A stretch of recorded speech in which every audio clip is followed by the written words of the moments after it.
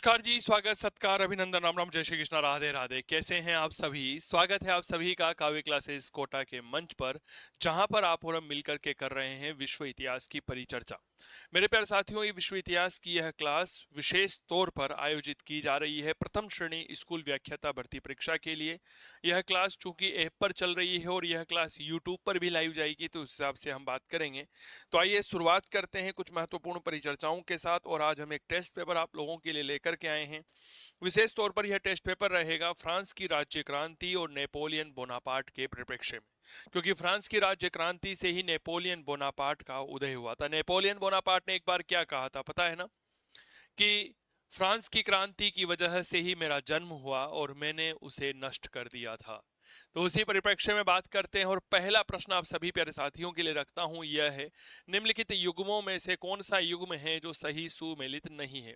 वित्त मंत्री और कुछ अवधि है तुर्गो नेकर केलोन एल्ब्राइन। इनकी अवधि 1774 से 76, 76 से 81, 83 से 87, 72 से 73 अनुत्तरित प्रश्न है। सर, यहाँ पर हमने असिस्टेंट प्रोफेसर आरपीएससी 2021 का पहला सवाल है कि कुछ वित्त मंत्री दे रखे हैं फ्रांस के। क्या ये बात क्लियर हो गई? और पूछा है इनमें से कौन सा है जो सुमेलित नहीं है।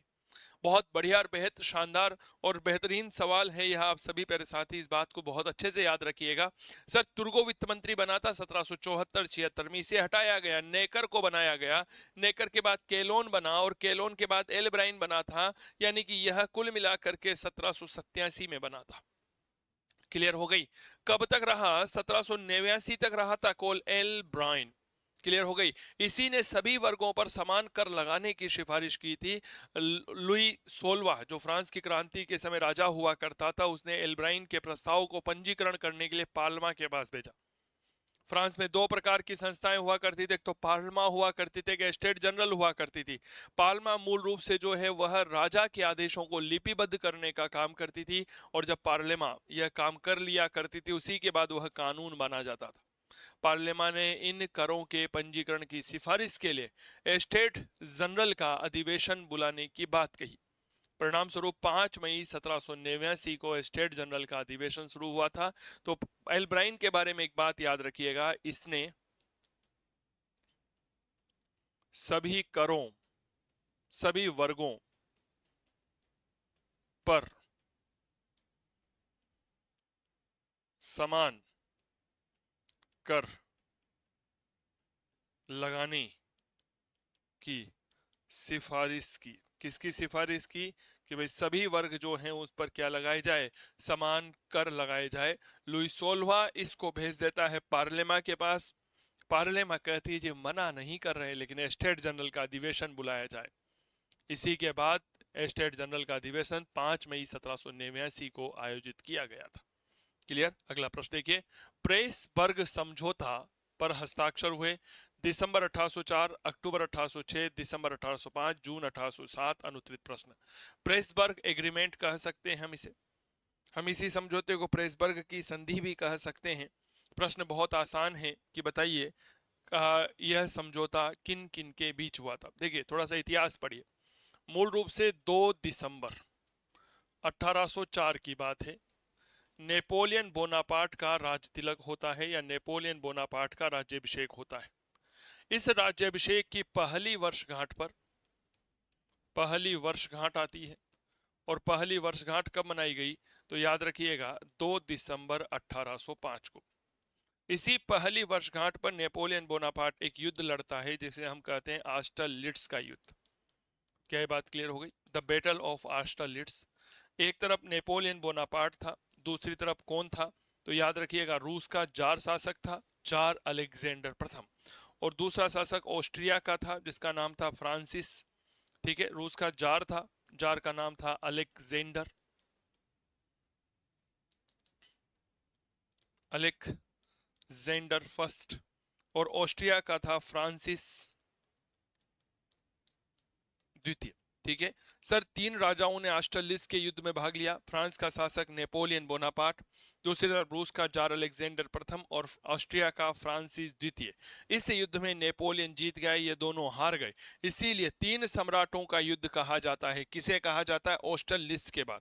इस युद्ध के बाद क्या घटना घटित हुई? तो याद रखिएगा, जो ऑस्ट्रिया था, बहुत अच्छे से समझना, इस ऑस्ट्रिया के जो शासक था उसका नाम था फ्रांसिस।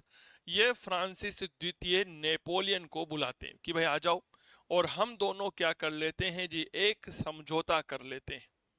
इसी समझौते को क्या कहा जाता है, याद रखना, प्रेसबर्ग का समझौता कहते हैं, एग्रीमेंट ऑफ प्रेसबर्ग। क्या ये बात क्लियर हो गई? और यह समझौता हुआ था दिसंबर सन 1805, तारीख थी 26 दिसंबर, क्रिसमस के एक दिन बाद, 26 दिसंबर 1805। ठीक है, प्रेसबर्ग का समझौता हुआ। तो प्रेसबर्ग का समझौता कब हुआ था? 26 दिसंबर 1805 को हुआ था। ऑस्ट्रिया के शासक फ्रांसिस द्वितीय और नेपोलियन बोनापार्ट के मध्य हुआ था।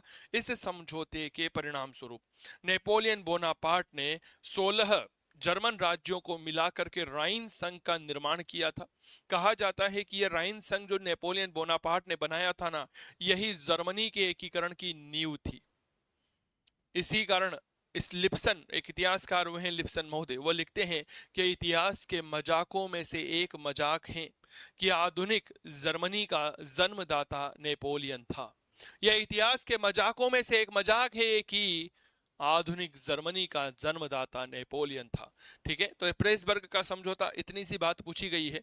तो यह दिसंबर 1805 में हुआ था। कब हुआ था भैया? याद रखना, दिसंबर 1805 में हुआ। इसके पहले ऑस्ट्रेलिस का युद्ध। तो हम डायरेक्ट एक और नया प्रश्न बन सकता है, बताओ क्या बनेगा?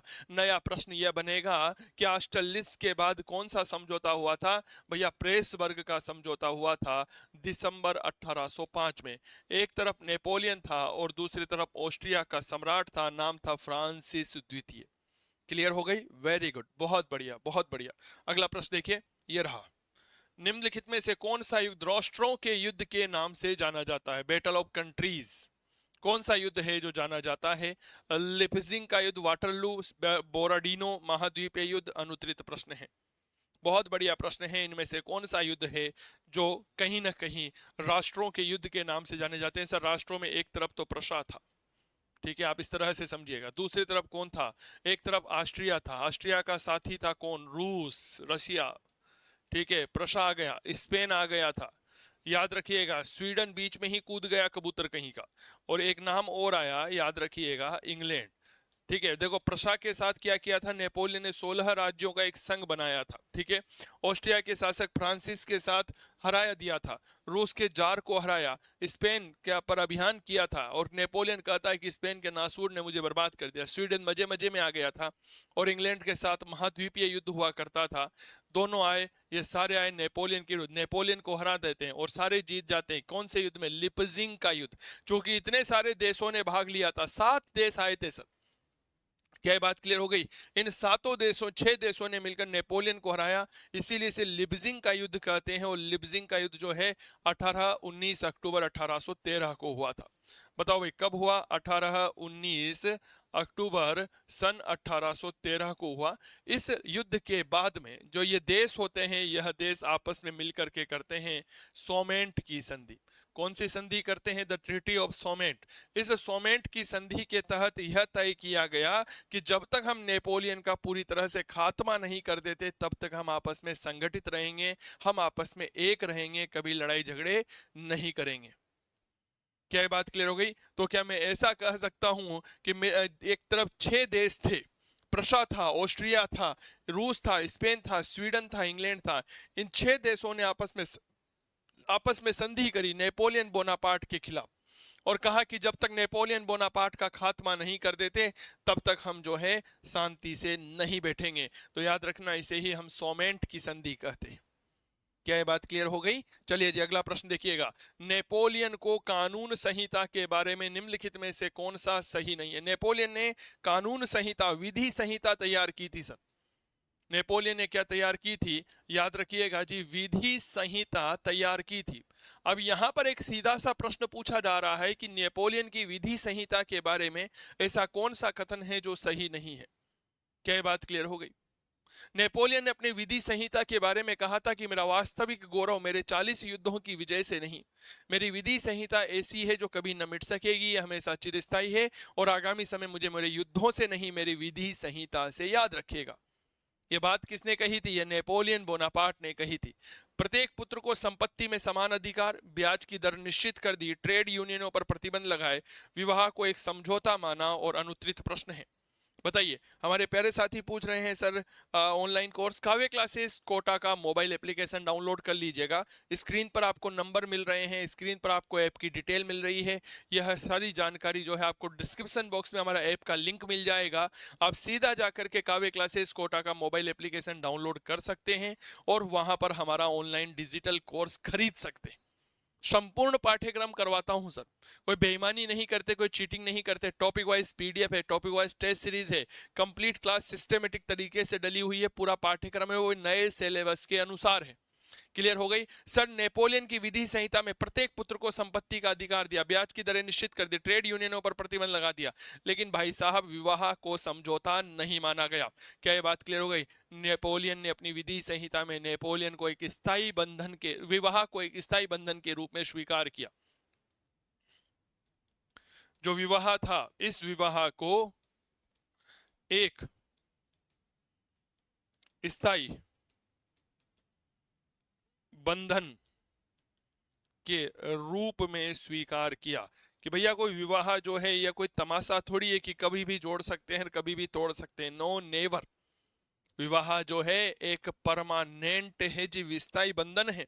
नेपोलियन की विधि संहिता की यह बेहद खूबसूरती थी। इसीलिए नेपोलियन क्या कहता है? नेपोलियन अपनी विधि संहिता के माध्यम से फ्रांस में जो पुरातन एक व्यवस्था चली आ रही थी उसको समाप्त करने का प्रयास किया था। इसीलिए नेपोलियन ने क्या कहा? आने वाली पीढ़ियां मुझे मेरे युद्धों से नहीं, मेरी विधि संहिता से याद रखेगी। चलिए अगला प्रश्न देखिए, वित्त मंत्री से बार बार प्रश्न पूछे जाते हैं। फ्रांस के किस वित्तीय प्रबंधक ने अपने आर्थिक कार्यक्रम की घोषणा की? न दिवालियापन, न करों में वृद्धि और न ऋण। तुर्गो, नेकर, केलोन, ब्रिसो, अनुत्तरित प्रश्न है। कोई दिवालियापन नहीं होगा, कोई कर नहीं लगाए जाएंगे और नहीं मेरे प्यारे साथियों कोई अधिक ऋण लिया जाएगा।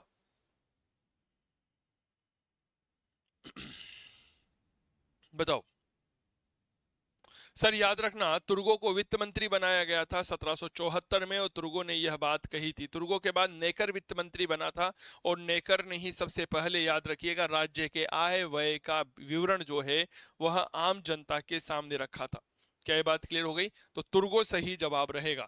फ्रांस की क्रांति के समय थर्मोडोरियन प्रतिक्रिया का आशय क्या है? आतंक के शासन की समाप्ति, आतंक के शासन का आरंभ, नेपोलियन का सत्तारूढ़ होना, राष्ट्रीय सभा द्वारा संविधान की घोषणा। अनुत्तरित प्रश्न है। थर्मोडोरियन प्रतिक्रिया, हम इसे थर्मोडोरियन षड्यंत्र भी कहते हैं, यह क्या है? बताओ साहब।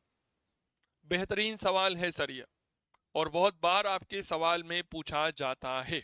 बात है 28 जुलाई 1794 की। बहुत अच्छे से सुनिएगा। 28 जुलाई 1794 की एक महत्वपूर्ण घटना आपके यहां पर घटित होती है। मूल रूप से 5 सितंबर 1773 से लेकर के 28 जुलाई 1794 तक फ्रांस में आतंक का राज्य रहता है। कौन सा राज्य रहता है सर? याद रखिएगा, आतंक का राज्य यहां पर रहता है, द स्टेट ऑफ टेररिस्ट। ठीक है, कहां पर? फ्रांस में। अब यहां पर क्या हुआ? 28 जुलाई 1794 को जो आतंक के राज्य का संस्थापक था जिसका नाम था रोबस्पियर, बहुत अच्छे से सुनिएगा, जिसका नाम क्या था? याद रखिएगा, रोबस्पियर। इस रोबस्पियर को कर दिया गया गिलोटीन। गिलोटीन क्या होता है अभी थोड़ी देर बाद बात करूंगा मैं आप लोगों को। गिलोटीन कर दिया गया और इसी की हत्या के साथ फ्रांस में आतंक के शासन की समाप्ति हो गई थी। इसीलिए हम कहते हैं थर्मोडोरियन प्रतिक्रिया के अंतर्गत फ्रांस में आतंक के राज्य की समाप्ति हुई। अब फ्रांस में जो कैलेंडर था, बहुत अच्छे से समझिएगा, फ्रांस में क्या था? जो कैलेंडर था, इस कैलेंडर में जो जुलाई का महीना था, इस जुलाई के महीने को हम क्या कहते थे? याद रखिएगा, थर्मोडोरियन कहा करते। क्या कहते हैं? थर्मोडोरियन कहते हैं। इसीलिए इस पूरे घटनाक्रम को हम क्या कहते हैं? थर्मोडोरियन कहते हैं। अब आप कहोगे सर गिलोटीन क्या होती है? देखो, जब मैं पढ़ाता हूं ना मेरी क्लास में, तो मैं प्रत्येक विद्यार्थी और प्रत्येक क्लास में जो है शानदार चित्रों के माध्यम से पढ़ाता हूं। गिलोटीन एक प्रकार की मशीन हुआ करती थी जिसके माध्यम से किसी भी व्यक्ति की गर्दन उसके धड़ से अलग कर दी जाती थी। इस प्रकार की हुआ करती थी गिलोटीन। ये अपराधी है, इस अपराधी को यहाँ पर लेटा दिया गया है, ऊपर जो है ये कटर लगा हुआ है, हम ऐसा कह सकते हैं ब्लेड लगा हुआ है। ये जल्लाद है और यह व्यक्ति जिसको सजा दी जा रही है, इसकी गर्दन इधर कर दी गई, बाहर झुका दी गई, ऊपर से लॉक लगा दिया गया है।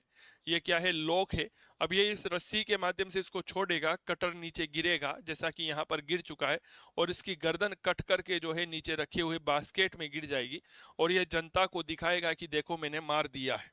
तो इस प्रकार किसी भी व्यक्ति की गर्दन उसके धड़ से अलग कर दी जाती थी। इस प्रक्रिया को हम गिलोटीन कहा करते थे। ये देखिए सर, ये फ्रांस में तब का फोटो है जब किसी व्यक्ति को गिलोटीन किया जाता था। ऐसा माना जाता है, ये जो गिलोटीन का चित्र आपके सामने नजर आ रहा है, यह फ्रांस के राजा लुई 16वें को जब गिलोटीन किया गया था, यह तब का फोटो है। देखिए वही कटर गिरा, ठीक है, गर्दन अलग हो गई, गर्दन को जो है आम आदमी को दिखाया जा रहा है कि देखो देखो हमने इसको मार दिया है। ठीक है। फ्रांस में जब आतंक का राज्य स्थापित किया गया था ना, किसके द्वारा? रॉबस्पियर के द्वारा। तो मेरे प्यारे साथियों, माना जाता है कि 15,000 लोगों को गिलोटीन किया गया था। क्या ये बात क्लियर हो गई? तो ये चीजें थोड़ा सा आप लोगों को याद रखिएगा। चलिए आगे बढ़ते हैं। फ्रांसीसी क्रांति के बाद वहां आतंक के राज्य का नेता कौन था? नेपोलियन बोनापार्ट, ठीक है, रॉबस्पियर, डुमोरिये, मिराबो? अनुत्तरित प्रश्न है, बताओ साहब। फ्रांस की क्रांति के बाद वहां पर, याद रखिएगा, आतंक के राज्य का संस्थापक कौन था? रॉबस्पियर था। रॉबस्पियर को गिलोटीन किया गया था मेरे दोस्त, बहुत अच्छे से याद रखना। कब किया गया था? मैंने अभी थोड़ी देर पहले कहा, 28 जुलाई 1794। 28 जुलाई 1794 को रॉबस्पियर को गिलोटीन किया गया, और इसे गिलोटीन करने के बाद फ्रांस में आतंक के राज्य की समाप्ति हुई, जिसे हम थर्मोडोरियन की प्रतिक्रिया या थर्मोडोरियन षड्यंत्र कहते हैं। मिराबो कौन था? मिराबो यहाँ पर एक व्यक्ति है जी, बहुत अच्छे से सुनिएगा। जब 20 जून 1789 को टेनिस कोर्ट की शपथ हुई थी, तो मिराबो ने ही गरज कर कहा था। बेसिकली यह लोग जो हैं वर्साई के महलों में बैठक करना चाहते थे, लेकिन वर्साई के महलों में ताला लगा दिया गया था राजा के आदेश से। तो ये लोग जब वर्साई के महलों में पहुंचे तो बैठक नहीं कर पाए, तो पास के ही टेनिस कोर्ट में 20 जून 1789 को यह बैठक करते हैं और कहते हैं, मिराबो ने कहा था कि हम यहां से तब तक नहीं हटेंगे जब तक देश के लिए एक नया संविधान नहीं दे देते। क्या ये बात क्लियर हो गई? तो ये चीजें थोड़ा सा आप लोगों को पता होना चाहिए। अगला महत्वपूर्ण प्रश्न, यह किसने कहा कि यदि रूसो नहीं होता तो फ्रांस की क्रांति संभव नहीं होती? वोल्टेयर ने कहा, लाफाइते ने कहा, नेपोलियन बोनापार्ट ने कहा, मिराबो ने कहा था? बताओ। एक कथन है जी, यह किसने कहा कि अगर रूसो नहीं होता तो फ्रांस में क्रांति नहीं होती? बेहतरीन प्रश्न है सर। यह बात कही थी नेपोलियन बोनापार्ट ने, बिल्कुल सही कहा, नेपोलियन बोनापार्ट ने कही थी। जीन जोसेफ रूसो, इसने किताब लिखी थी सामाजिक संविधा, सोशल कॉन्ट्रैक्ट।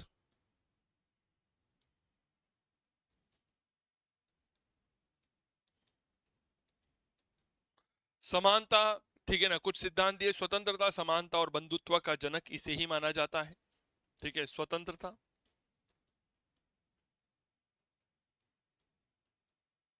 समानता व बंधुत्व का जनक माना जाता है, और यही फ्रांस की क्रांति के आदर्श वाक्य बने थे, स्वतंत्रता, समानता और बंधुत्व। मेरे प्यारे साथियों, रूसो वही है जिसने लिखा था कि मनुष्य स्वतंत्र पैदा होता है, लेकिन यत्र तत्र सर्वत्र वह हर कहीं जंजीरों से जकड़ा हुआ रहता है। रूसो के द्वारा ही सामान्य इच्छा का सिद्धांत प्रतिपादित किया गया था। रूसो ने कौन सा सिद्धांत दिया था? तो याद रखिएगा, इसने सिद्धांत दिया था सामान्य इच्छा का सिद्धांत, people of principle of general will. ये किसने दिया था? यह रूसो ने दिया था। अगला प्रश्न, फ्रांस में जो राष्ट्रीय दिवस है यह कब मनाया जाता है? 17 जून, 20 जून, 27 अगस्त, 14 जुलाई? अनुत्तरित प्रश्न है। फ्रांस में राष्ट्रीय दिवस, जैसे हमारे भारत में राष्ट्रीय दिवस कब मनाते हैं साहब? 15 अगस्त को मनाते हैं स्वतंत्रता दिवस। ठीक उसी प्रकार फ्रांस में राष्ट्रीय दिवस कब मनाया जाता है? सर याद रखना, 14 जुलाई को। देखो 14 जुलाई हमारे फ्रांस की क्रांति में काफी महत्वपूर्ण, इसी दिन 14 जुलाई 1789 को फ्रांस में बेसिकली क्या हुआ था, एक किला था, नाम था बास्तिल। इस बास्तिल दुर्ग में आग लगा दी गई थी, तो बास्तिल के दुर्ग का पतन हो गया था। बास्तिल के दुर्ग का पतन हुआ, इस बात की सूचना फ्रांस के राजमहलों में पहुंचती है, तो वहां पर राजा कहता है, राजा क्या कहता है कि यह तो विद्रोह है, लेकिन पास में खड़ा हुआ मंत्री दिलिया कून कहता है राजन यह विद्रोह नहीं यह क्रांति है। यह क्या है? यह विद्रोह नहीं, यह क्रांति है। तो बास्तील के दुर्ग का पतन हुआ और राजा लुई 16वां कहता है यह विद्रोह है। दिलिया कून जो पास में खड़ा हुआ मंत्री कहता है राजन यह विद्रोह नहीं यह क्रांति है। 14 जुलाई जो है फ्रांस में राष्ट्रीय गौरव दिवस के रूप में मनाया जाता है। 14 जुलाई फ्रांस में किस रूप में मनाया जाता है? याद रखिएगा, तो फ्रांस में राष्ट्रीय गौरव दिवस के रूप में मनाया जाता है। राष्ट्रीय गौरव दिवस के रूप में मनाया जाता है। समझ में आ गई क्या बात? फ्रांस में राष्ट्रीय गौरव दिवस के रूप में यह मनाया जाता है, यह बात थोड़ा सा याद रखना। और मेरे दोस्त, इस दिन जो है फ्रांस का राष्ट्रीय दिवस भी होता है। 14 जुलाई 1789 में बास्तील के दुर्ग का पतन हुआ था। चीजें अपने आप आपकी क्लियर हो रही होगी। क्लास पसंद आ जाए तो प्लीज इसे लाइक शेयर सब्सक्राइब जरूर करेंगे, क्योंकि आपके द्वारा किया गया सब्सक्रिप्शन, आपके किया गया लाइक हमें मोटिवेशन करता है। मेरे दोस्त इतनी मेहनत कर रहे हैं सर, इतिहास विषय में कुछ नया करना है। मेरा सपना है कि हर एक इतिहास के विद्यार्थी को, हर एक इतिहास का प्रेमी जो है वह सरकारी सेवा में आना चाहिए। यह मेरा सपना है। कभी बात करेंगे बहुत शानदार किताबों के बारे में, कौन कौन सी किताबें पढ़नी चाहिए विद्यार्थियों को इतिहास के क्षेत्र में। मैं रिसर्च कर रहा हूं इस क्षेत्र में, कई सारे नए प्रश्न बना रहा हूं। बहुत जल्दी आप सब प्यारे साथियों के लिए इतिहास के प्रश्नों की एक अद्भुत श्रृंखला लेकर के आऊंगा, जो उस लेवल के होंगे जिसमें आप net JRF, assistant professor, first grade की तैयारी करेंगे तब भी काम आएंगे। कमेंट करके बताइएगा शुरुआत कहां से की जाए, प्राचीन भारत से, मध्यकाल से, आधुनिक भारत से की जाए, या विश्व इतिहास से की जाए, या हिस्टोग्राफी से की जाए। कमेंट करके जरूर बताइएगा। बहुत जल्दी नेट जेआरएफ असिस्टेंट प्रोफेसर के बैच आपके लिए लेकर के आऊंगा। शानदार प्रश्नों की श्रृंखला तैयार कर रहा हूं मैं। ठीक है, पीवाईक्यू तो हम करवा ही रहे हैं, ऑनलाइन कोर्स चल ही रहा है काव्य क्लासेस कोटा के मोबाइल एप्लीकेशन पर। आप सभी के लिए तो मेहनत की जा रही है मेरे दोस्त, किसी और के लिए नहीं, ताकि इतिहास में विद्यार्थियों को एक ऐसा शानदार पाठ्यक्रम, एक ऐसा शानदार पाठ्य सामग्री प्राप्त हो सके जिससे विद्यार्थी अपने सपनों को साकार कर सके मेरे प्यारे साथियों, केवल और केवल आप लोगों के लिए। ठीक है, चलिए अगला प्रश्न देखिएगा। गेबेल क्या होता है? फ्रांस की क्रांति में कुछ कर लगाए गए थे सर। गेबेल, एक कर आता है, टिथ आता है, बेनाइट आता है। ठीक है, एक कर आता है जिसे हम कोर भी कहते हैं। ये क्या होता है? नमक कर है, धार्मिक कर है, आयकर है, बेलेनाइट है, अनुत्तरित प्रश्न है। नमक क्या है? देखो, एक तो होता है गेबेल, एक आता है कोरबी। क्या ये बात क्लियर हो गई? इसके अलावा अगर हम बात करते हैं मेरे दोस्त, तो यहां पर एक कर आता था टीथ। आप यहां पर याद रखना, चूंकि गेबेल पूछा गया है, गेबेल एक प्रकार का नमक कर होता है। कोरबी क्या होता है? कोरबी होता है जी बेगार, फ्री में काम करवाना। एक प्रकार का फ्रांस की क्रांति में सड़क पर किया जाने वाला श्रम, सड़क पर किया जाने वाला श्रम, इसे क्या कहते हैं? कोरबी। और टिथ क्या होता है? टिथ एक प्रकार का धर्माधिकारियों द्वारा लिया जाने वाला कर था, जो एक प्रकार का कृषि कर था। क्लियर हो गई? मैं आपको एक इमेज दिखाता हूं, बहुत अच्छे से समझिएगा।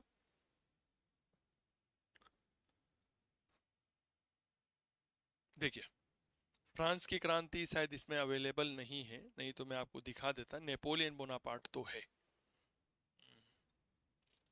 कोई बात नहीं, चलिए। तो ये कई सारे कर थे यहाँ पर, तो इनको थोड़ा सा याद रखना। एक बेलेनाइट होता है जो बूचड़ खाने और शराब पर लिया जाने वाला कर होता था। ठीक है, चलिए अगला प्रश्न देखिए। फ्रांस की पुरातन व्यवस्था में लेत्र द काशे क्या होता है? गिरफ्तारी वारंट, एक प्रकार का कर। फ्रांस में प्रांतीय व्यवस्था, फ्रांस का बुर्जुआ वर्ग, और अनुत्तरित प्रश्न होता है। बताओ, फ्रांस की क्रांति में एक शब्द यहां पर हम देख रहे हैं जिसका नाम आता है लेत्र द काशे। यह क्या होता है? बताओ, फ्रांस की क्रांति में एक शब्द है लेत्र द काशे, यह क्या होता है? बहुत बढ़िया प्रश्न है।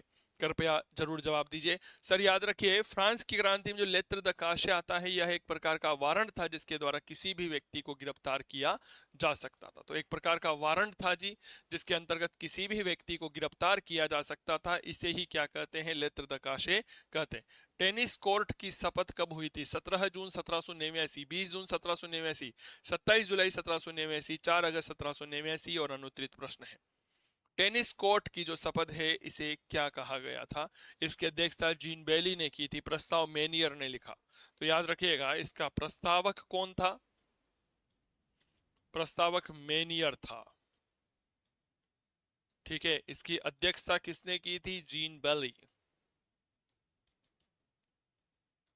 और यहां पर एक व्यक्ति और था, नाम था मिराबो। ये मिराबो वही व्यक्ति था जो अपनी बहुत गर्जना भरी आवाज के लिए जाना जाता था। मिराबो ने ही कहा था कि हम यहां से तब तक नहीं हटेंगे जब तक फ्रांस को एक नया संविधान नहीं दे देते। किसने कहा था? मिराबो ने कहा था। कब कहा था? 20 जून 1789 को कहा था। कहाँ कहा था? टेनिस कोर्ट की शपथ में कहा था। मैं आपको एक दृश्य दिखाता हूं सर, बड़ा आनंद आएगा, आप लोग प्रफुल्लित हो जाएंगे चित्र देख करके कि जब टेनिस कोर्ट की शपथ ली गई थी उस समय परिस्थितियां कैसी थी। बहुत शानदार तरीके से देखिएगा सर। सर ये देखिए, ये थी टेनिस कोर्ट की शपथ। ये टेनिस कोर्ट में आ गए थे और यहाँ पर ये मिराबो है, ये नेमियर है, ये जीन बेली है, यहाँ पर ये जबरदस्त तरीके से शपथ ले रहे हैं। और वर्तमान में इस टेनिस कोर्ट जो है, इसे संग्रहालय के तौर पे बदल दिया गया है। ये रहा सर संग्रहालय। ये टेनिस कोर्ट का शपथ का संग्रहालय है, जिसे संग्रहालय में बदल दिया गया है। ये जो आप किले की प्रतिकृति देख रहे हैं, ये बास्तिल के दुर्ग का एक स्टेच्यू यहाँ पर रखा गया है। किसका है भैया? बास्तिल का किला, जो कि फ्रांस की राज्य क्रांति का प्रतीक माना जाता है, उसकी प्रतिकृति यहाँ पर तैयार कर दी गई है। ये जीन बेली है सर, देखिए। हाँ हाँ हाँ, क्या गजब का दृश्य है सर। किसी भी देश को क्रांति ऐसे ही नहीं मिलती। इस क्रांति को प्राप्त करने के लिए हजारों लोगों को नींव का पत्थर बनना पड़ता है। क्या ये बात क्लियर हो गई? चलिए जी, अगला प्रश्न देखिए। हाँ हाँ हाँ, गजब, मजा आ गया, मजा आ गया। फ्रांस में गणतंत्र की स्थापना कब हुई? 20 सितंबर 1792, 21 सितंबर 1792, 22 सितंबर 1792, 23 सितंबर 1792 और अनुत्तरित प्रश्न है। बताओ भाई, फ्रांस में गणतंत्र की स्थापना कब हुई थी? बताओ। देखो, घटना है 20 सितंबर 1792। एक युद्ध होता है, वाल्मीकि का युद्ध। वाल्मीकि के युद्ध में फ्रांस की सेना जो है, प्रसा की सेना को हरा देती है। 20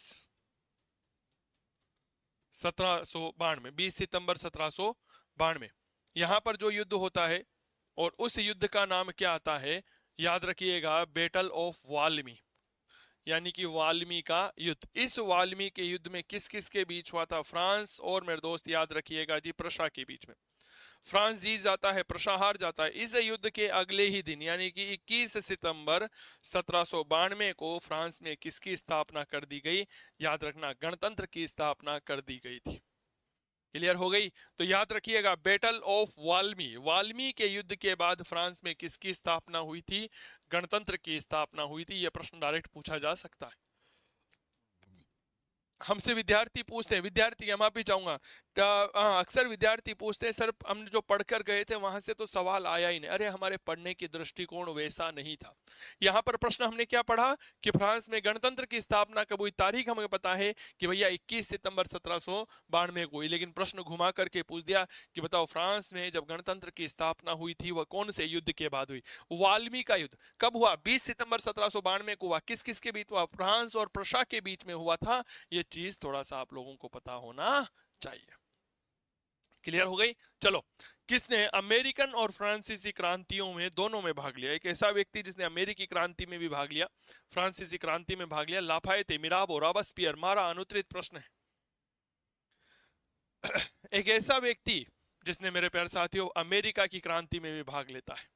एक ऐसा व्यक्ति जो फ्रांस की राज्य क्रांति में भी भाग लेता है। बताओ कौन है? देखो, 1781 की बात है, 1781। एक युद्ध होता है जिसे हम कहते हैं battle of York town. York town का युद्ध। यार्क टाउन का युद्ध जो है, यह मूल रूप से किस किस के बीच हुआ? अमेरिका वर्सेस इंग्लैंड के बीच हुआ। अमेरिका का जो सेनापति था उसका नाम था जॉर्ज वॉशिंगटन। इंग्लैंड का सेनापति था, उसका नाम था कॉर्नवालिस। इस जॉर्ज वॉशिंगटन का साथ दिया था लाफायते ने। क्लियर हो गई। लाफायते फ्रांस का सेनापति था, तो यह रहा लाफायते। क्लियर हो गई। तो लाफायते जो है मेरे दोस्त याद रखिएगा 1781 के यॉर्कटाउन के युद्ध में लाफायते ने वॉशिंगटन का सहयोग किया और वॉशिंगटन और लाफायते की संयुक्त सेना ने मिलकर कॉर्नवालिस को पराजित किया। क्या ये बात क्लियर हो गई। और इसी ने फ्रांस को मानवाधिकारों की घोषणा पत्र तैयार किया था। किसने? लाफायते ने। लाफायते दिखता कैसा था सर? थोड़ा सा देखो ना लाफायते को। देखो अपने पास तो सारे चित्र है जी, मैं बिना फोटो के तो कोई बात ही नहीं करता। देखो लाफायते है यह। इसी लाफायते के नेतृत्व में फ्रांस में नेशनल गार्ड का गठन किया गया था। ये बात आपको पता है? लाफायते के नेतृत्व में के नेतृत्व में फ्रांस में किसकी स्थापना की गई थी? नेशनल गार्ड की स्थापना की गई थी। यह है लाफायते। क्लियर। चलो जी अगला प्रश्न ये रहा।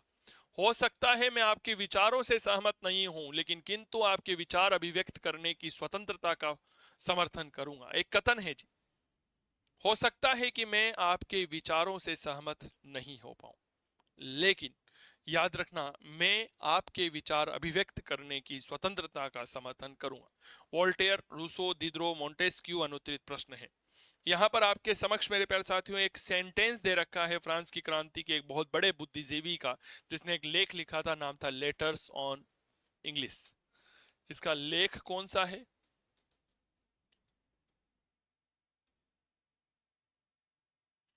Letters on English.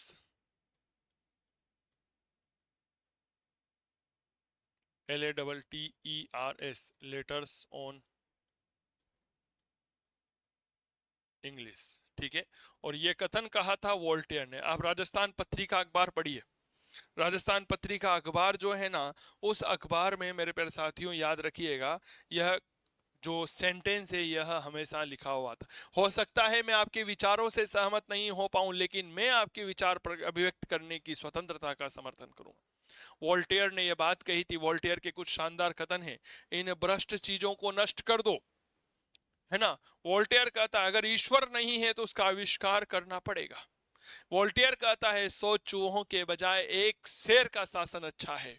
समझ में आ गई कि आप समझ में क्या कहना चाह रहा हूं? 100 चूहों के बजाय एक शेर का शासन अच्छा है, ये वोल्टेयर ने कहा। अगर ईश्वर नहीं है तो उसका आविष्कार करना पड़ेगा। वोल्टेयर कहता है इन भ्रष्ट चीजों को नष्ट कर दो। वोल्टेयर कहता है, क्या कहता है? हो सकता है मैं आपके विचारों से सहमत नहीं हूं, लेकिन फिर भी मैं आपके विचार अभिव्यक्त करने की स्वतंत्रता का समर्थन करूंगा। इसी ने किताब लिखी थी लेटर्स ऑन इंग्लिश। क्या ये बात क्लियर हो गई? चलो साहब कुछ राजा। फ्रांस की क्रांति के समय फ्रांस का शासक कौन था? लुई 14वां, 15वां, 16वां, 18वां अनुत्तरित प्रश्न है। हा हा, क्या गजब के कथन है सर। इनमें से कुछ राजाओं ने कुछ बात कही थी। लुई 14वें ने कहा मैं ही राज्य हूँ। लुई 15वां कहता था प्रलय तो मेरे मरने के बाद होगी। और लुई 16वां कहता था काश मैं त्याग पत्र दे पाता। इसका कथन क्या था? मैं ही राज्य हूँ।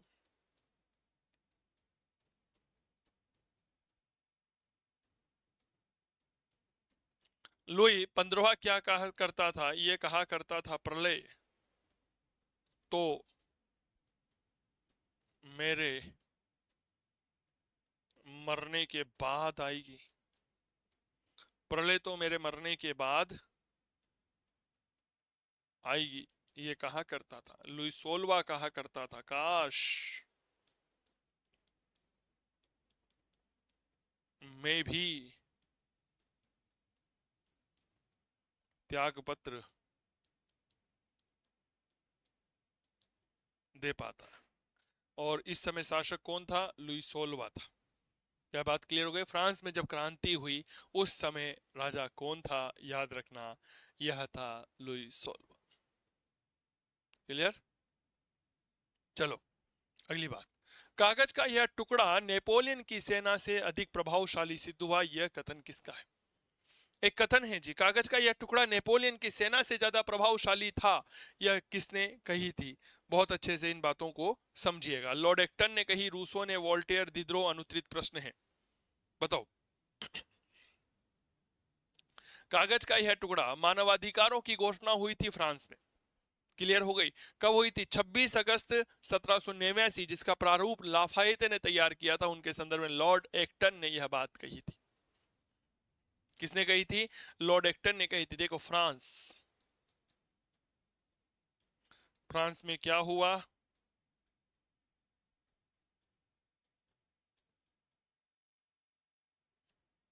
मानवाधिकारों की घोषणा होती है। कब हुई थी फ्रांस में मानवाधिकारों की घोषणा? तारीख याद रखना, 26 अगस्त 1789।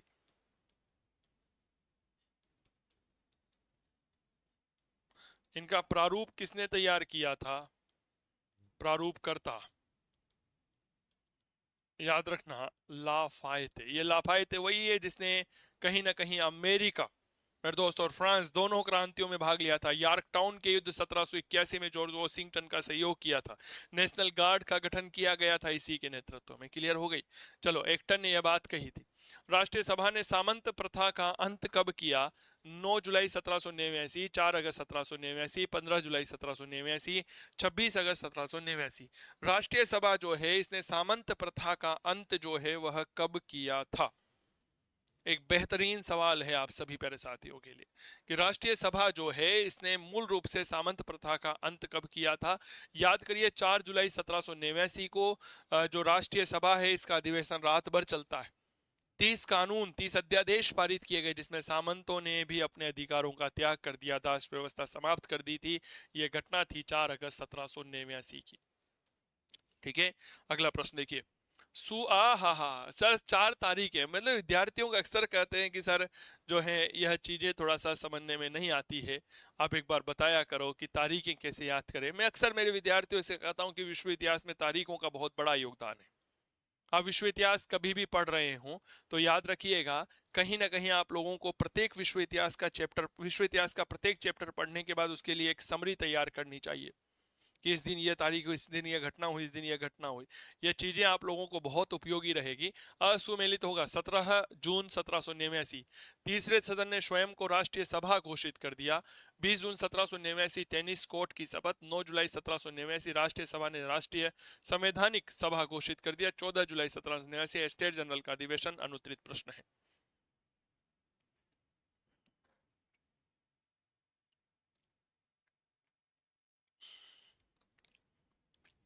यहां पर गलत क्या है? याद करिए, हम इतनी देर से चर्चा कर रहे हैं भैया। 14 जुलाई 1789, 14 जुलाई 1789 को क्या हुआ था भैया? याद रखना, बास्तिल के किले का पतन हुआ था। बास्तिल दुर्ग का क्या हुआ था? पतन हुआ था। कब हुआ था? 14 जुलाई 1789। स्टेट जनरल का जो अधिवेशन है वो 5 मई 1789 आएगा। क्लियर हो गई? हाँ या ना का जवाब दीजिए। क्लास कैसी लग रही है? आनंद आ रहा है, नहीं आ रहा? हाँ या ना का जवाब दो ना मेरे वीरों, मेरी वीरांगनाओं, मेरे शेरों, मेरी शेरनियों, मेरे मास्टरों और मेरी मास्टरनियों हैं। हाँ हाँ हाँ। सर क्लास में जुड़ जाओ। अगर आप ऑनलाइन कोर्स लेना चाहते हैं तो आज ही काव्य क्लासेस कोटा का मोबाइल एप्लीकेशन डाउनलोड कर लीजिएगा। यहाँ पर हमारा इतिहास विषय का बेहतरीन, शानदार, जबरदस्त, जिंदाबाद बैच चल रहा है।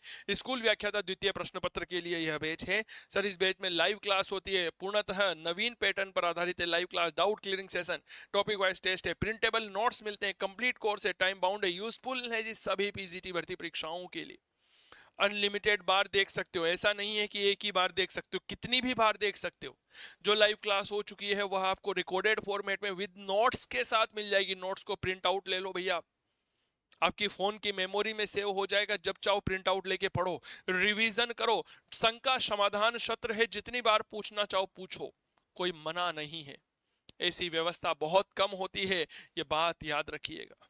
क्लियर हो गई? तो देरी किस बात की? अगर किसी भी प्रकार की कोई समस्या आती है तो आप डायरेक्ट हमें फोन करिए 8802060952 पर।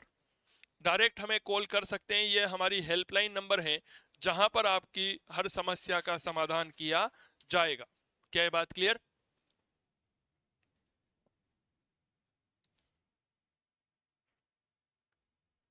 आपकी प्रत्येक समस्या का समाधान किया जाएगा सर। चलिए अगला प्रश्न देखते हैं। क्लास में आनंद आ रहा है ना, तो कमेंट जरूर कर दीजिएगा। और साथ ही साथ मैंने अभी थोड़ी देर पहले आपसे एक वादा किया कि एक शानदार प्रश्नोत्तरी की श्रृंखला लेकर आऊंगा इसी यूट्यूब चैनल पर जिस पर आप क्लास देख रहे हैं। बता दीजिएगा, प्राचीन की पहले लाऊं या फिर मध्य या आधुनिक की, या विश्व इतिहास लाया जाए या हिस्टोग्राफी लाया जाए। बहुत जल्दी नेट जेआरएफ के बैच लेकर आने वाला हूं मैं, असिस्टेंट प्रोफेसर का बेस लाऊंगा आप सभी प्यारे साथियों के साथ। राजस्थान इतिहास की शानदार किताब आप लोगों के लिए प्रकाशित हो चुकी है, उसको भी आप जुड़ सकते हैं, खरीद सकते हैं, इसी नंबर पर कांटेक्ट करके जानकारी ले सकते हैं कि सर हम आपकी राजस्थान इतिहास की किताब कैसे खरीदें। कवर पेज एक बार दिखा देता हूं, यह है सर हमारा राजस्थान के इतिहास का बुक कवर। देखिए सर, हाँ हाँ हाँ, कितना गजब का है, आप लोगों का प्यार और स्नेह है सर, बाकी और कुछ नहीं है। राजस्थान इतिहास की शानदार किताब आप घर बैठे प्राप्त कर सकते हैं, तो ये चीजें थोड़ा सा याद रखिएगा। देखो बीच बीच में क्या है ना, प्रचार प्रसार भी बहुत जरूरी होता है। पर किताब खरीदने का बहुत साधारण सा और सिंपल सा मेथड है। आप किताब खरीदे मेरे प्यारे साथियों, नंबर है 8802060952, 210 रुपए किताब की रेट है, आपकी घर पे डिलीवर कर दी जाएगी, ठीक है ना। चलिए जी, तो अगला प्रश्न आप सभी प्यारे साथियों के लिए ये रहा, civil constitution of the clergy किसके द्वारा पारित किया गया? राष्ट्रीय सभा, राष्ट्रीय सम्मेलन, संचालन मंडल, नेपोलियन? अनुत्तरित प्रश्न है, बहुत बेहतरीन सवाल है। Civil constitution of the clergy जो है यह किसके द्वारा पारित किया गया था? सर एक बात याद रखिएगा, civil constitution of the clergy जो है वह 3 नवंबर 1789 को पारित किया गया, और इस एक्ट के माध्यम से चर्च की जो संपत्ति थी उसका राष्ट्रीयकरण कर दिया गया था। क्लियर हो गई? कब पारित किया गया? 3 नवंबर 1789 को पारित किया गया, और इसके तहत चर्च की जो संपत्ति थी, इस चर्च की संपत्ति का क्या कर दिया गया? राष्ट्रीयकरण कर दिया गया, राष्ट्रीयकरण कर दिया गया, ठीक है। 3 नवंबर 1789 को पारित किया था, और इसको पारित करने वाली कौन थी? नेशनल असेंबली थी, यानी कि राष्ट्रीय सभा थी। क्या ये बात क्लियर हो गई? कौन थी साहब? याद रखिएगा जी, राष्ट्रीय सभा थी, ठीक है। अगला प्रश्न यह रहा, यह चीज इसलिए कानूनी है क्योंकि मैं ऐसा चाहता हूं, यह कथन किसका है? अगर आप इस कथन को पढ़ोगे ना कि यह चीज इसलिए कानूनी है क्योंकि मैं ऐसा चाहता हूं, तो आपको इस कथन में अहम की भावना दिखेगी, ईगो की भावना दिखेगी। निकोलस द्वितीय, पीटर, लुई चौदहवा, लुई 16वां? अनुत्तरित प्रश्न है, यह चीज इसलिए कानूनी है क्योंकि मैं ऐसा चाहता हूं, यह कथन किसने कहा था? सर याद रखना, यह कथन कहा था फ्रांस का सम्राट लुई 16वां, क्यों जब फ्रांस में क्रांति हुई ना तब यही राजा था। यही वह राजा है जो कहा करता था, क्या कहा करता था? काश मैं भी त्याग पत्र दे पाता। यही है वह व्यक्ति। अगला प्रश्न देखिए, पिरामिडों की लड़ाई में नेपोलियन ने किस देश को पराजित किया? प्रशा, मिस्र, इंग्लैंड, भारत? और अनुत्तरित प्रश्न, बैटल ऑफ पिरामिड्स। क्या ये बात क्लियर हो गई? पिरामिडों की जो यह लड़ाई थी यह 1798 में हुई थी, ठीक है। एक तरफ मिस्र था, एक तरफ मेरे प्यारे साथियों नेपोलियन बोनापार्ट था। नेपोलियन जीत जाता है, मिस्र हार जाता है। नेपोलियन बोनापार्ट अपने साथ रोसेटा पत्थर लेकर आता है। यह रोसेटा पत्थर मिस्र के इतिहास को जानने का स्रोत है। कौन है रोसेटा, क्या है रोसेटा पत्थर? तो याद रखिएगा, मिस्र के इतिहास को जानने का स्रोत है यह। इसको किसने पढ़ा था? तो मेरे दोस्त याद रखिएगा, चैंपोलिन ने पढ़ा था इसे, चैंपोलिन ने पढ़ा था। और जब नेपोलियन बोनापार्ट मिस्र चला जाता है, तो मिस्र जाते ही सबसे पहले वह पिरामिडों के साथ साथ याद रखिएगा किसको देखता है? तो मेरे दोस्त वह देखता है कहीं ना कहीं वहां की मम्मियों को, जो मम्मी थी फ्रांस में, मिस्र में। मैं चित्र दिखाता हूं, देखो आप लोगों को।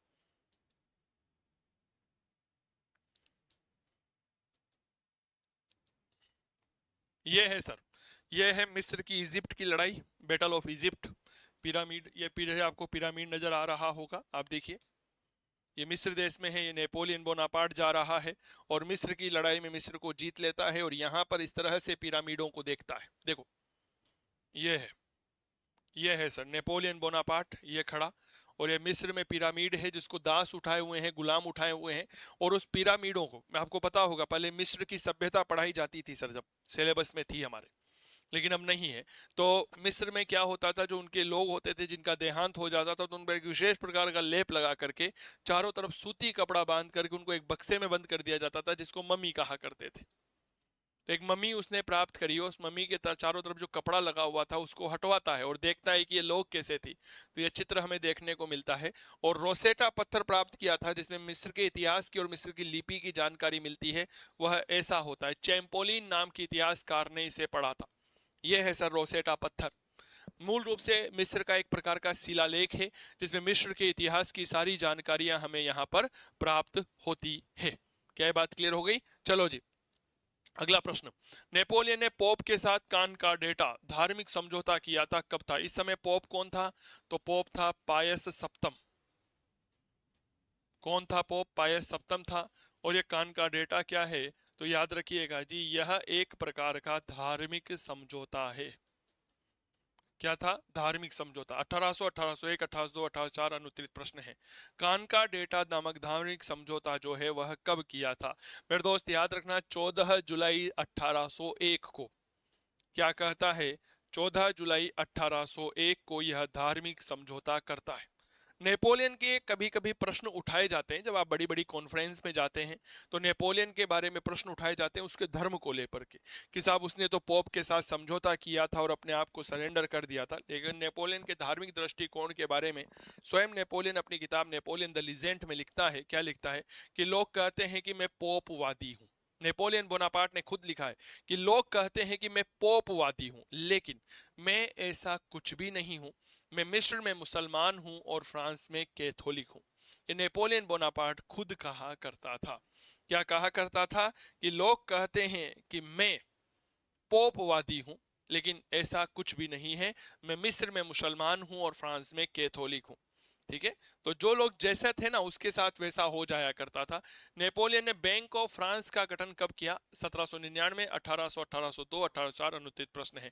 नेपोलियन बोनापार्ट जो है उसने बैंक ऑफ फ्रांस का गठन जो है वह कब किया था? बेसिकली नेपोलियन ने अर्थव्यवस्था पर सरकारी नियंत्रण स्थापित करने के लिए 1800 में बैंक ऑफ फ्रांस की स्थापना की थी। इसका उद्देश्य क्या था? अर्थव्यवस्था पर सरकारी नियंत्रण स्थापित करना।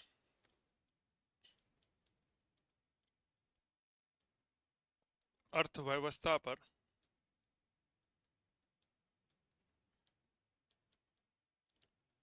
सरकारी नियंत्रण स्थापित करना। ठीक है, चलिए।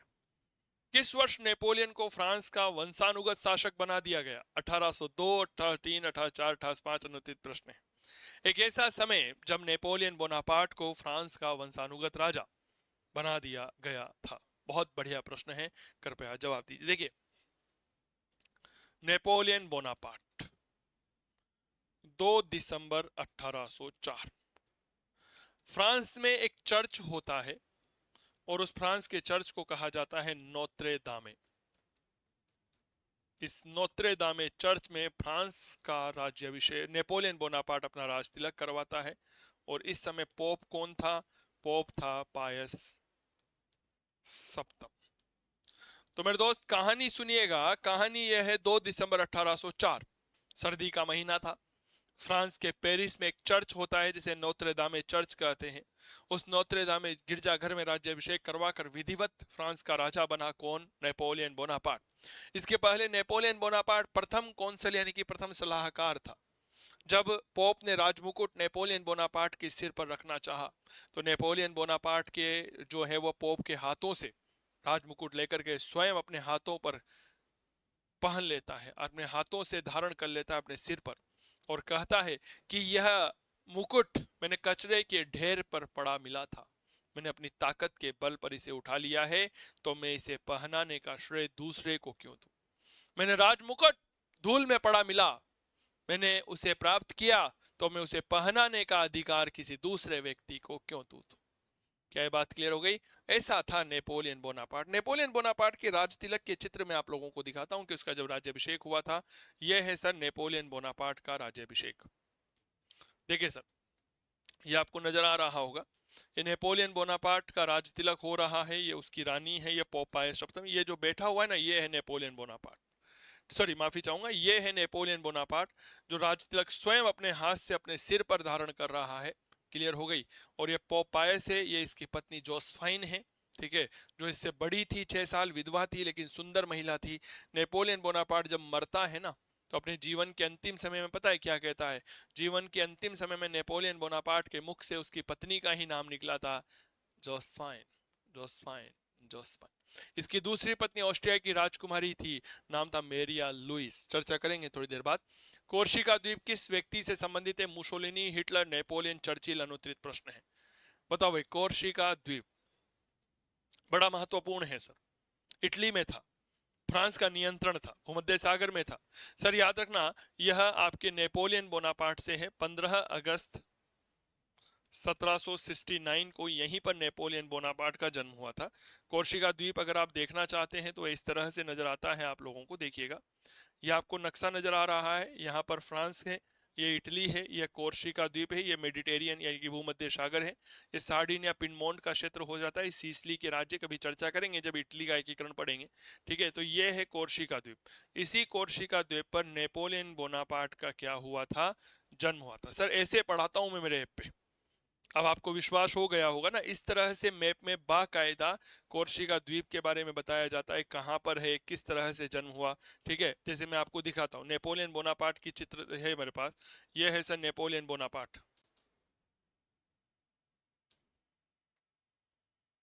देखिए। ये नेपोलियन बोनापार्ट की पीडीएफ है, उसका हमने थोड़ा सा परिचय दे दिया। फिर नेपोलियन बोनापार्ट का चित्र दिखाया, है ना। जन्म दिखाया इटली के कोर्शिका द्वीप में, जो फ्रांस के अधीन था। अजेसियों स्थान है, ये कोर्शिका हो गया, फ्रांस, इटली, ये ऐसा दिखता है वर्तमान में। रूसो कहता है किसी दिन कोर्शिका द्वीप विश्व को आश्चर्यचकित कर देगा। भैया पढ़ा रहा हूं ना, एक बात याद रखना, मैं अपने इतिहास विषय के साथ कभी बेईमानी नहीं करता हूँ। हाँ, कि कुछ भी पढ़ा दिया, एरा गेरा नत्थु गेरा, है ना। घास काटना उद्देश्य नहीं है। पढ़ा रहा हूं ना तो उद्देश्य है कि जो पढ़ रहा है विद्यार्थी, उसकी नौकरी लगनी चाहिए। और मैं मानता हूं कि आपका भी है, नहीं तो भेड़ बकरियों की तरह विद्यार्थी है जी, है ना। भेड़ चाल चले जा रहे हैं कि यहाँ एक नाम है जी फलाना, उसका खरीद लो, ठीक है, ले लो, कोई दिक्कत नहीं है। लेकिन जब सिलेक्शन नहीं होता है ना, तो फिर 4 साल बर्बाद हो जाते हैं।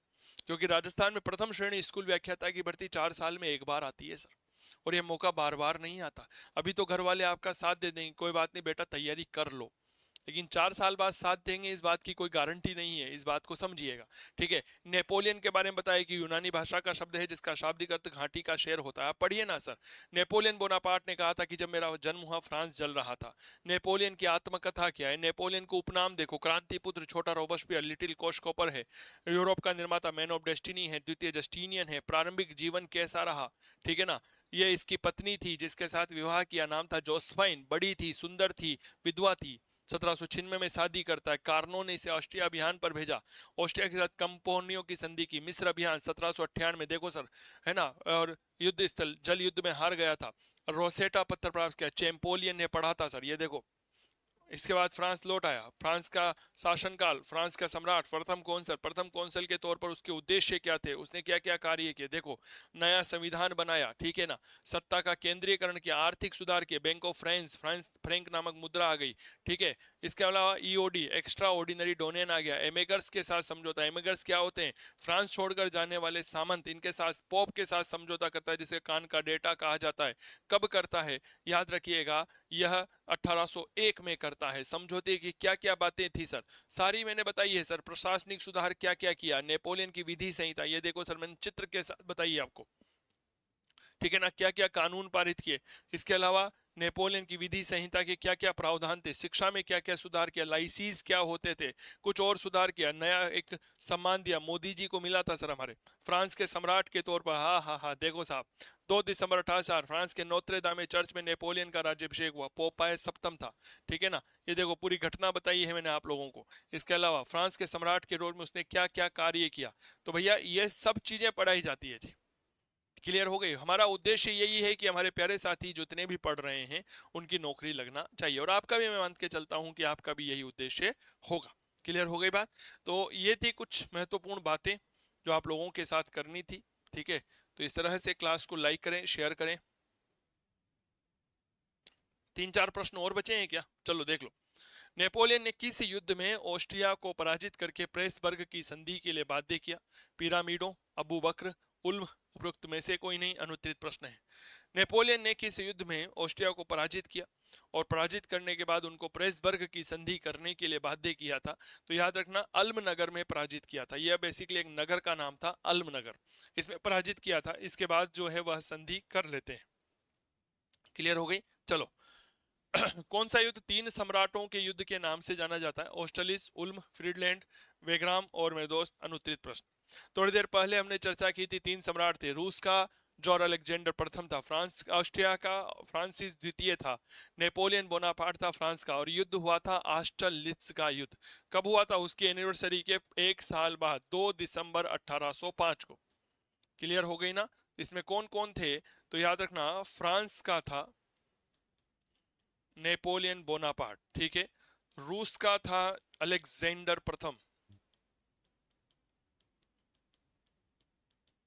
चलिए, इसके बाद ऑस्ट्रिया का था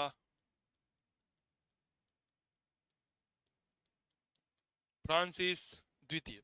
अगला प्रश्न, वह आया, उसने देखा, उसने जीत लिया। यह नेपोलियन के किस अभियान के बारे में? क्या गजब के कथन है सर। वह आया है, उसने जीत लिया, उसने देखा और जीत लिया, यह कथन किस अभियान के बारे में है? इटली, मिस्र, ऑस्ट्रेलिया, रूस, बताओ भाई किस अभियान के बारे? सर, इटली विदेशी अभियान का सेनापति नियुक्त किया गया था 1796-97 को नेपोलियन को। तो नेपोलियन ने इटली अभियान के बारे में यह कहा गया था कि वह आया, उसने देखा और उसने जीत लिया। क्लियर हो गई? गजब की बात है सर। अगला प्रश्न देखिए, पेरिस की औरतों ने वर्षाई की तरफ कब कूच किया था? पेरिस की औरतें, या पेरिस से वर्षाई का मार्च कहलाता है महिलाओं का। पेरिस से वर्षाई का मार्च कहलाता है यह। 17 जून 1789, 20 सितंबर 1792, 21 सितंबर 1792, 5 अक्टूबर 1789। बताओ। पेरिस की महिलाओं का जो यह मार्च होता है, यह क्रांति का एक दूसरा दौर था। पेरिस में से वर्षाई तक स्त्रियों ने अभियान किया। 6 अक्टूबर को स्त्रियां जो है वह पेरिस वापस लौटी, उनके साथ राज परिवार था। क्या ये बात क्लियर हो गई? सर, रोटी वाला है, महिलाएं नारा लगा रही थी, रोटी वाला, देखो हमारे साथ रोटी वाला है, रोटी वाले की पत्नी है, रोटी वाले का बेटा भी है। और मेरे दोस्त, यह घटना घटित हुई थी, ऐतिहासिक घटना, 5 अक्टूबर 1789। इन महिलाओं का सुरक्षा पता है कौन कर रहे थे? नेशनल गार्ड कर रहे थे, या नेशनल गार्ड। ये नेशनल गार्ड वही है जो पेरिस की सुरक्षा के लिए लाफाइते के नेतृत्व में बनाए गए थे।